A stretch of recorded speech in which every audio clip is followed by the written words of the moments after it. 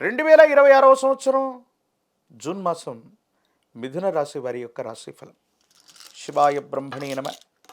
వీరబ్రహ్మేంద్ర స్వామినే నమో నమ. జై వీరబ్రహ్మ జై గోవిందమాంబ జై. వచ్చినటువంటి ఫలితం 7. ఇది కేతు సంబంధమైన స్థితిగతి.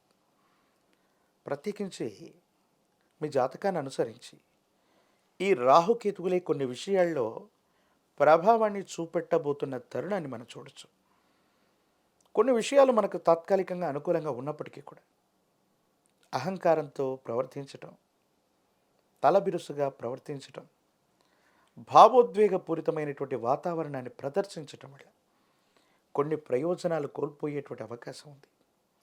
సన్నిహితులు అనుకున్నటువంటి వాళ్ళు కుటుంబానికి సంబంధించిన కుటుంబ సభ్యులతో వాగ్వివాదం కారణంగా మీ విలువను తగ్గించుకునే అవకాశం ఉంటుంది. కాబట్టి కొన్ని విషయాల్లో భావోద్వేగాలని నియంత్రించుకోవటం చెప్పదగినటువంటి సూచన.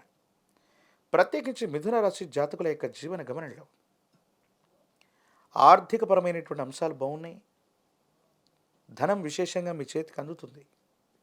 శని భగవానుడు బుధుడి యొక్క తీక్షణమైనటువంటి పరిస్థితులు యోగదాయకమైనటువంటి పరిస్థితులకు కారణమవుతాయి. మీ మాటే మంత్రంగా పనిచేయటంతో పాటుగా మీరు అడిగిన తక్షణమే ధనం లభించటం, రుణం లభించటం, లోన్ల కోసం ప్రయత్నం చేసిన వెంటనే ధనం రావటం, లేదా స్నేహితులు మిత్రుల నుంచి మీకు ఆర్థిక సహాయం లభించటం, మాట సహాయం లభించటం, ఇవన్నీ కూడా సానుకూలవంతంగా ఉంటూ ఉంటాయి. కానీ కెరియర్ విషయంలో మీరు తీసుకునేటువంటి కొన్ని నిర్ణయాలు మీ వేగవంతమైనటువంటి పునాదులకి, మీ వృత్తి ఉద్యోగంలో వేగంగా మీరు పుంజుకోవడానికి కూడా సహాయపడతాయి. అంటే వృత్తి బాగుంది, ఉద్యోగం బాగుంది, ఆర్థికపరమైనటువంటి ప్రయోజనాలు బాగున్నాయి.